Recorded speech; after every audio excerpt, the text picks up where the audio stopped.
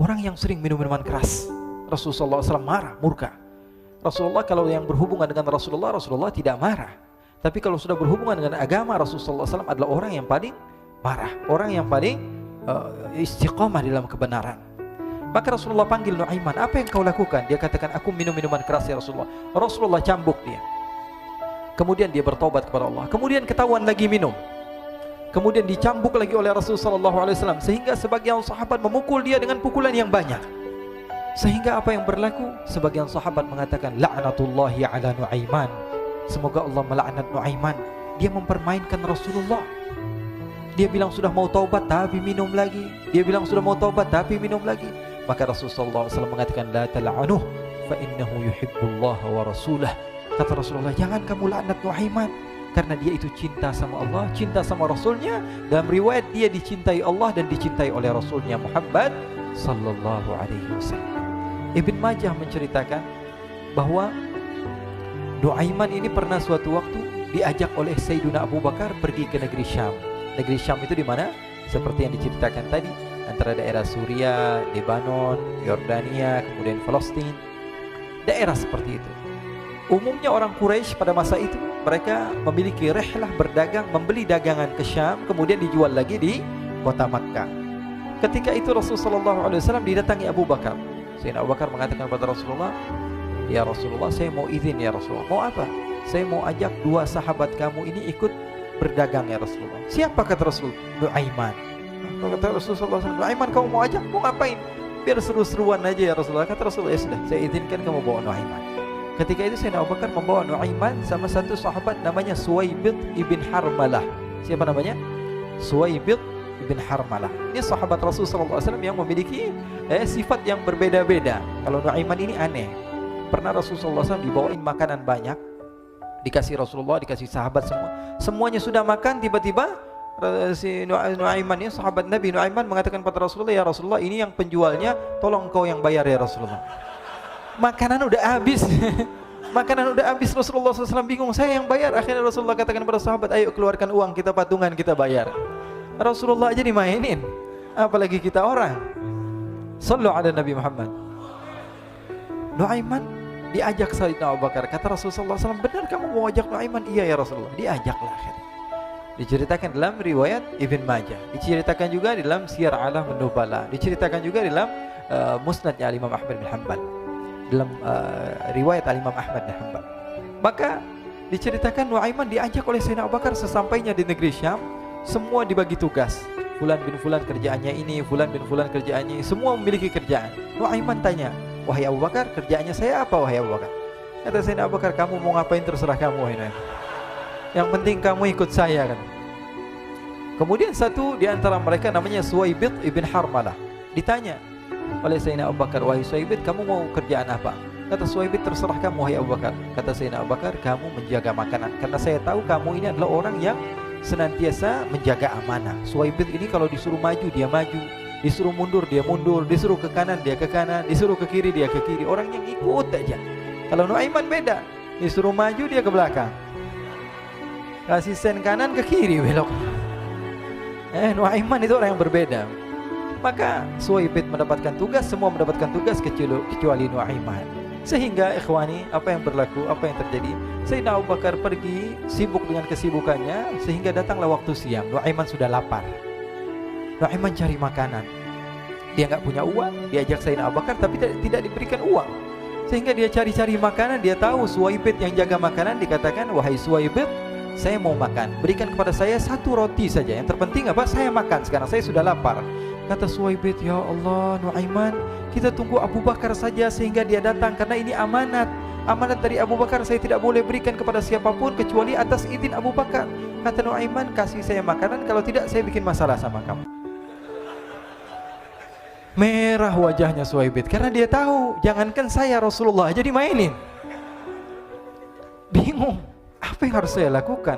Akhirnya Nuaiman bilang, gampangannya aja, kata Nuaiman, kamu kasih saya makanan, atau kalau tidak saya bikin masalah sama kamu.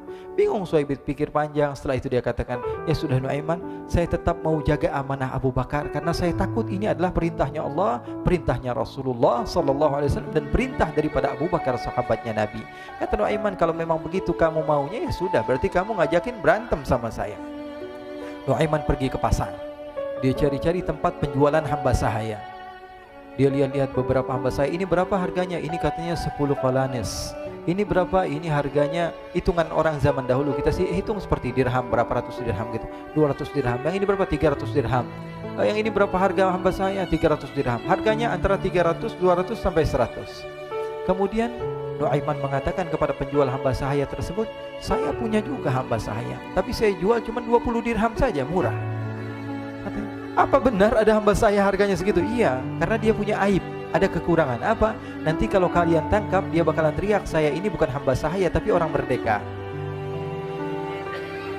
Akhirnya semua orang berkumpul mau beli. Ini Nuaiman sama Nuaiman diajak ke Suhaib bin Harmalah tadi. Kata Nuaiman, itu ada orang yang berdiri sedang menjaga makanan, itu hamba sahaya saya, tangkap saja. Oh baik. Diberikan uang 20 dirham, dimasukkan oleh Nuaiman ke kantongnya, kemudian Suhaib ditangkap. Ketika ditangkap, Suhaib teriak, saya bukan hamba saya orang merdeka. Maka orang-orang tersebut mengatakan, saya sudah tahu kekurangan kamu. Ini memang kekurangan kamu, memang kamu, tapi saya tidak perlu dengan bacot kamu, yang penting kerjanya kamu gitu. Ya kan hamba saya untuk apa? Untuk kerja. Mau dia ngomong apa, mau ngomel terserah, yang penting dia mau kerja. Akhirnya ditangkaplah Suhaib dan dijual di pasar. Nuaiman punya uang banyak ini. Dia beli makanan, dia beli minuman, dia beli hadiah buat Rasulullah. Dia beli macam-macam di negeri Syam ini. Waktu itu adalah superpower, adidaya Romawi. Pada masa itu semua barang mahal, tapi Nuaiman banyak uangnya. Dia belanja ini, belanja itu, sehingga Sayyidina Abu Bakar pun pulang. Ketika Sayyidina Abu Bakar pulang, Sayyidina Abu Bakar cari, mana ini Suhaib? Kita semua sudah lapar. Kata Nuaiman dengan mudahnya dia mengatakan, sudah saya jual wahai Abu Bakar. Maka Sayyidina Abu Bakar bertanya, apa yang kau lakukan wahai Nuaiman? Diceritakan oleh Nuaiman dengan jujur. Nuaiman ini orangnya apa adanya, tapi nyusahin. Saya jual. Akhirnya dibawa oleh Nuaiman, Sayyidina Abu Bakar pergi ke mana? Ke pasar, lalu dibeli lagi oleh Sayyidina Abu Bakar As-Siddiq Suhaib yang tadinya orang merdeka menjadi hamba sahaya sebentar, kemudian dibeli lagi oleh Sayyidina Abu Bakar. Pulang ke Madinah, kisah ini diceritakan di hadapan Rasulullah SAW. Maka perawi mengatakan, fadhahikan nabiyyu hatta badat nawajiduhu. Ketika diceritakan kisah Nuaiman tersebut dengan Suhaib, Rasulullah tertawa sejadi-jadinya sehingga gigi geraham Rasulullah SAW nampak di wajah mata para sahabat. Sehingga perawi lain mengatakan 1 tahun berlalu Rasulullah, setiap ada tamu yang datang pada Rasulullah, Rasulullah akan ceritakan kisah Nuaiman menjual Suhaib tersebut. Jadi ada ikhwani, jangan kalian kira Rasulullah SAW itu hidup di satu masa sahabat-sahabatnya itu seperti ustadz-ustadz yang khusyuk, yang kayak Habib bin Anis ini banyak. Bahkan ikhwani, mungkin di akhir karena masanya sudah habis, pernah suatu waktu Rasulullah SAW didatangi asyraf, delegasi dari beberapa negara yang ingin mengenal apa itu agama Islam. Sehingga mereka datang ke rumah Rasulullah SAW membawa unta, kendaraan yang ketika itu kendaraan yang paling mahal mereka miliki, itu untanya yang paling mewah. Diikat di depan rumah Rasulullah SAW. Tamunya pun masuk, duduk bersama Rasulullah SAW. Di depan rumah Rasulullah SAW ada beberapa sahabat. Ada Sayyiduna Hamzah. Kalian tahu Sayyidina Hamzah adalah orang yang pemberani. Ada Sayyiduna Umar. Kalian tahu Sayyidina Umar adalah orang yang pemberani. Ada Sayyiduna Ali bin Abi Thalib. Ada Sayyiduna Sa'ad bin Abi Waqqas. 4 sahabat ini lagi nongkrong gitu depan rumahnya Rasulullah SAW, berjaga sebelum Allah Subhanahu wa taala turunkan ayat wallahu ya'simuka minan nas. Ketika mereka sedang asyik duduk, tiba-tiba Nuaiman datang. Ini Nuaiman kalau datang pasti bikin sesuatu yang aneh. Bahkan dikatakan tidaklah Rasulullah SAW dalam keadaan bersedih, kecuali Nuaiman datang Rasulullah akan tersenyum. Jadi sebagian sahabat itu senang kalau sudah Nuaiman datang, pasti Rasulullah bahagia. Tapi ketika itu Nuaiman datang, ingin duduk bareng-bareng Sayyidina Hamzah. Sayyidina Hamzah katakan kepada Nuaiman, bercanda begitu. Nuaiman, kamu lihat unta orang datang dari luar Arab ini. Lihat, kata Nuaiman, ini besar banget ini, badannya besar gitu. Dagingnya pasti banyak. Iya nih, kalau kita sate enak nih ntar malam. Kata Nuaiman. Kata Sayyidina Hamzah, apakah kamu berani? Kata Nuaiman, saya berani aja asal kalian gak bilang sama Rasulullah. Kata Sayyidina Hamzah, benar wahai Nuaiman, benar kan? Akhirnya Sayyidina Hamzah lupa masalah itu, cuma bercanda-bercanda saja. Sayyidina Hamzah lagi asik sama Sayyidina Umar, Sayyidina Ali. Tiba-tiba apa? Ternyata ketika dia melihat unta tersebut sudah pisah antara kepala sama badannya. Nuaiman mengatakan, wahai Hamzah, ini unta saya sudah potong, saya mau pergi sebentar. Kalau Rasulullah cari saya, tolong jangan beritahu di mana saya. Nanti kalau keadaan sudah aman, mari kita nyate bareng-bareng. Ini ada yang seperti itu di zaman Rasulullah SAW. Maka dia pun berlari dan berlari mencari satu tempat supaya Rasulullah SAW dia selamat daripada Rasulullah SAW. Sehingga Sayyidina Hamzah bingung, ini kalau Rasulullah keluar gimana? Ada Hamzah Asadullah, ada Ali bin Abi Thalib, ada Umar, gak bisa jaga kendaraannya, tamunya Rasulullah Sallallahu Alaihi Wasallam. Akhirnya benar apa yang terjadi, ikhwani. Rasulullah SAW tamunya mau pulang. Ketika dia buka pintu tamu melihat apa? Untanya sudah begitu. Mereka teriak, wa naqatah, unta kami wahai Muhammad. Baru mau kenal Islam, unta kami, kendaraan kami sudah dibuang. Rasulullah SAW lihat Sayyidina Hamzah, lihat Sayyidina Ali. Mereka gak bisa ngomong, mereka hanya bilang apa? Nuaiman ya Rasulullah. Rasulullah perintahkan Sayyidina Umar, wahai Umar, sekarang kamu ambil uang, kemudian kamu gantikan, kemudian kamu berikan 2 kali lipat daripada harta unta ini, sehingga apa? Agama Islam tidak didengar dengan sesuatu yang tidak baik di luar sana. Akhirnya diberikan harta, diberikan unta yang baru dan diberikan harta yang lebih untuk orang tersebut, sehingga orang tersebut tidak menjelek-jelekan agama Islam. Kata Rasulullah SAW, dan sekarang waktunya kita balas dendam sama Nuaiman. Nuaiman ternyata berlari tempat yang jauh sampai hampir keluar dari kota Madinah. Dia dapatkan seorang sahabat Nabi yang hadir juga dalam peperangan Badar, namanya Al-Miqdad bin Al-Aswad. Siapa namanya? Al-Miqdad bin Al-Aswad ketika itu sedang menggali sumur. Ketika sedang menggali sumur, Nuaiman datang. Nuaiman katakan kepada Miqdad, wahai Miqdad, wahai sahabat Rasul, kamu orang yang hadir dalam peperangan Badar, kamu adalah orang yang hebat. Dipuji-puji sama Nuaiman. Ada maunya ini. Akhirnya dia bilang, wahai Miqdad, tolong saya. Kenapa wahai Nuaiman? Kamu ini kekasihnya Rasulullah, orang yang disayang sama Rasulullah. Kenapa? Saya ini sedang dikejar-kejar orang jahat. Tolong selamatkan saya. Saya pengen masuk ke dalam sumur, boleh atau tidak? Kata Miqdad, siapa yang mengejar kamu? Pokoknya saya dikejar sama orang-orang. Kamu mau atau tidak selamatkan saya? Ya sudah, selagi kamu itu adalah sahabat Nabi, silahkan kamu masuk. Masuk akhirnya Nuaiman ke dalam sumur tersebut. Lalu Nuaiman mengatakan, wahai Miqdad, dia keluar lagi. Nanti kalau ada yang cari saya, tolong jangan beritahu saya di dalam sumur ya. Kata Miqdad, baiklah.